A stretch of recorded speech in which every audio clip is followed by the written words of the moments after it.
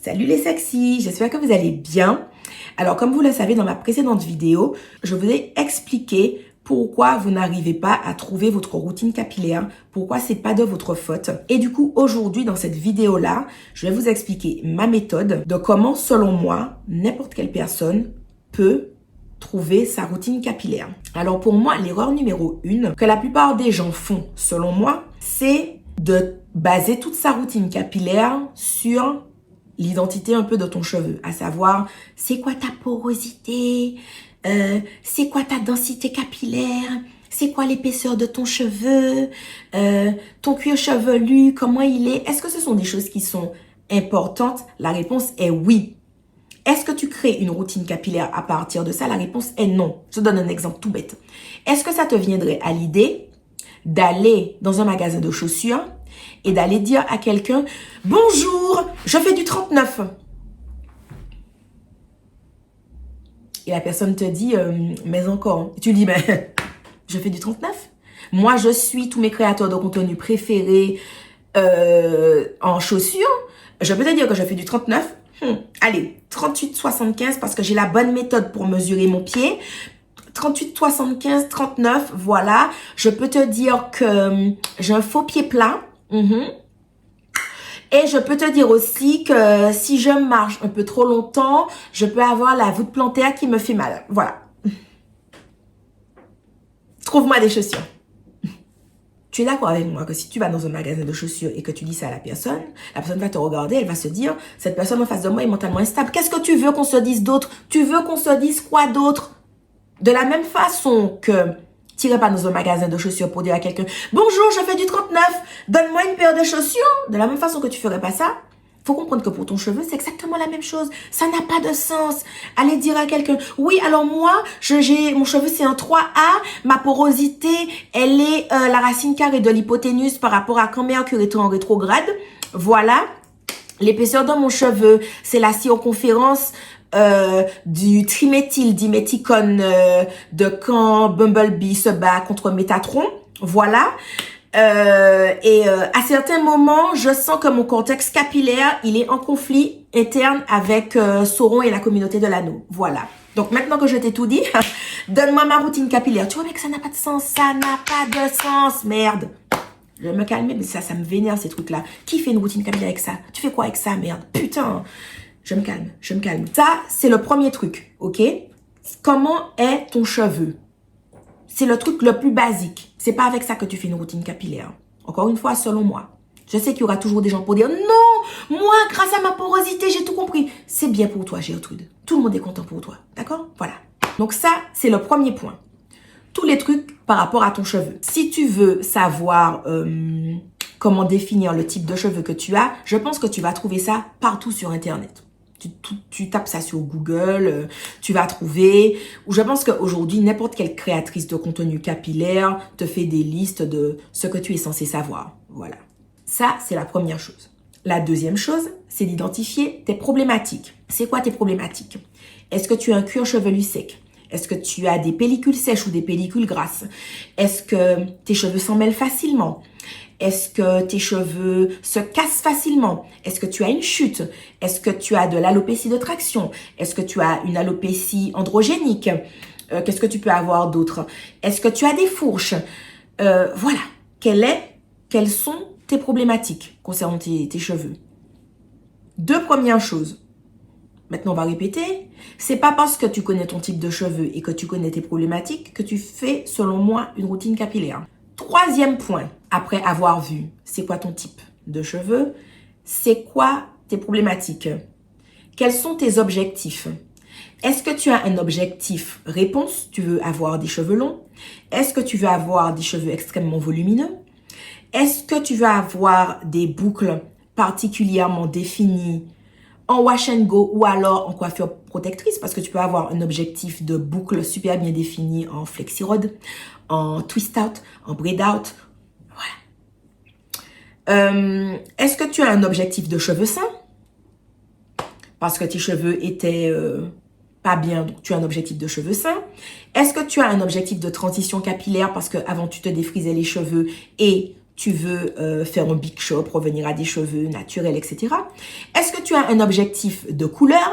Parce que tu aimes te faire des teintures, etc. Patati patata. Voilà, c'est quoi ton objectif capillaire? Alors, tu peux en avoir plusieurs. Il faut juste être conscient que plus tu as d'objectifs, plus tu devras personnaliser ta routine. Voilà, forcément. Maintenant que tu sais ton type de cheveux, que tu sais quelles sont tes problématiques, que tu sais quels sont tes objectifs, on n'a toujours pas fini. Parce que c'est pas avec ça qu'on fait une routine capillaire. Le 4e point, c'est quoi tes non négociables?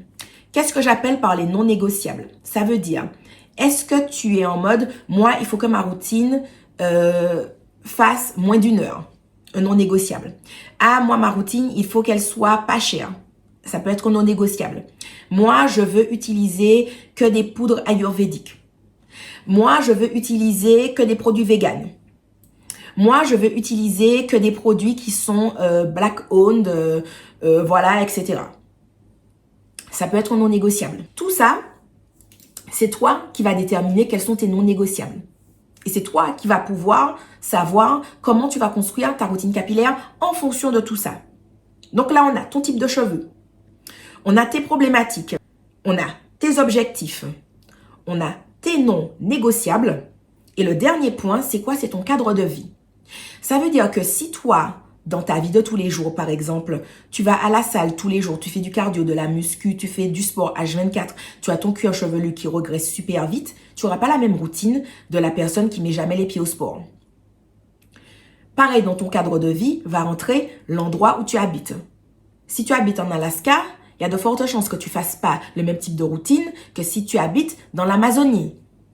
Si tu fais de la natation et que tous les jours tes cheveux sont sous chlore, tu n'auras pas le même type de routine que quelqu'un qui ne va jamais à la mer ou à la piscine ou ce genre de choses-là. Si tu es une maman et que tu as besoin de routines assez spécifiques pour t'occuper de tes cheveux pendant que tes enfants sont à la maison et que il faut que tu fasses ta routine, mais que frère, il faut que tu aies un œil sur les enfants pour qu'ils n'aillent pas se jeter du canapé, essayer d'aller grimper quelque part, machin, patati patata. Ton cadre de vie. Tu es la seule personne à savoir c'est quoi ton cadre de vie, à savoir combien de temps tu peux consacrer à ta routine, à quelle fréquence. C'est le cadre de vie qui va faire que quelqu'un va se faire une routine tous les 3 jours, une autre personne va se faire une routine toutes les 2 semaines. Voilà. Tu es la seule personne à connaître ton cadre de vie et à savoir quelle est la fréquence à laquelle tu peux ou pas te faire des routines selon ce que tu as à faire dans ta vie en fait.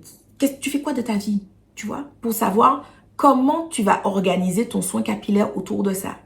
Quand tu as ces 5 éléments-là, tu as ta routine capillaire parce que tu sais quel type de produit tu vas utiliser, à quelle fréquence, comment, parce que tu sais c'est quoi ton objectif, tu sais vers quoi tu veux tendre, etc. Maintenant que j'ai dit tout ça, on se rend bien compte que c'est extrêmement simple. Est-ce que c'est compliqué? Est-ce que j'ai eu besoin de te parler de diméthyltrimethyle, machin, je sais pas quoi, manani, nanana? Est-ce que c'est important de le savoir? Oui. Je suis pas en train de cracher sur les personnes qui parlent énormément de composés, de composition, etc. C'est très important. Un produit bien formulé, c'est extrêmement important. Pour autant, tu ne crées pas une routine uniquement avec un bon produit. Il faut plusieurs petites choses. De la même façon, je t'ai donné les 5 éléments, selon moi, comment on construit une routine capillaire. Même si tu te poses et que tu écris tout, ça ne veut pas dire qu'en un essai, tu auras trouvé ta routine ultime, machin, patati patata. La seule chose, selon moi, que ça garantit, c'est que ça va dégrossir un peu le truc. Tu vois, ça va bien dégrossir et tu vas pouvoir te dire, ah, ok, je vois où je me situe, je vois où je veux me rendre, je vois le chemin que je suis censé emprunter pour me rendre du point A au point B. Et ensuite, en fait, tu réajustes. Peut-être que tu vas te rendre compte que si tu veux faire des wash and go, tu dois changer peut-être la fréquence à laquelle tu les fais, peut-être le type de produit, peut-être ce à quoi tu peux t'attendre. Voilà.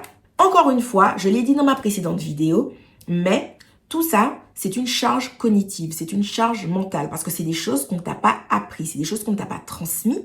Tu as été complètement déconnecté de toute cette transmission qui t'est due, en fait. Donc, si tu trouves que c'est beaucoup, mais prends ton temps. T'as pas besoin de savoir 2 minutes après la vidéo comment faire ta routine capillaire. T'as pas besoin que 2 minutes après, tu aies toutes les réponses. Moi, je suis quelqu'un qui maîtrise mon karaté de A à Z. Ça m'a pas empêché de rater mon wash and go hier parce que j'ai essayé une nouvelle brosse que je ne maîtrise pas et que je savais pas forcément comment mon cheveu allait réagir. J'ai voulu essayer, tester, etc. Ça m'a permis de quoi? D'apprendre, de comprendre. La fois d'après, est-ce que je vais réessayer? Je ne sais pas parce que j'ai aussi mes contraintes de vie. Je suis une maman. Est-ce que j'ai envie tous les 4 matins de tester des choses? Pas forcément. Voilà, parce que moi, je suis plutôt une go de me faire une routine qui va me durer 7 à 10 jours. Donc, tout ce qui va me demander de refaire une routine tous les 3-4 jours, ça me fait chier. Ça me fait chier, chier, chier de fou. Mais ça, c'était même avant les enfants. J'ai toujours été quelqu'un, j'adore mes cheveux, mais je vais pas être tous les 3 jours dessus. Voilà, ça a toujours été mon truc. Mais on apprend au fur et à mesure. Donc, ne sois pas trop dur envers toi-même de te dire « Ah, tu sais pas déjà, tu dois réadapter tout le temps. » Ça fait partie de la vie, ça fait partie de l'apprentissage et c'est OK. De la même façon, si tu veux que durant tout ce processus d'apprentissage, tu veux prendre un rendez-vous, tu veux être accompagné, fais ça, Mago. Fais ça pour ne pas être toute seule. C'est super important. Donc, voilà. Je pense avoir dit l'essentiel de ma pensée. Si jamais il y a des zones que je n'ai pas couvertes, vous me posez des petites questions dans les commentaires, tout ça, ça me fera grave plaisir. Et toujours, très important, restez sexy. Bisous, bisous.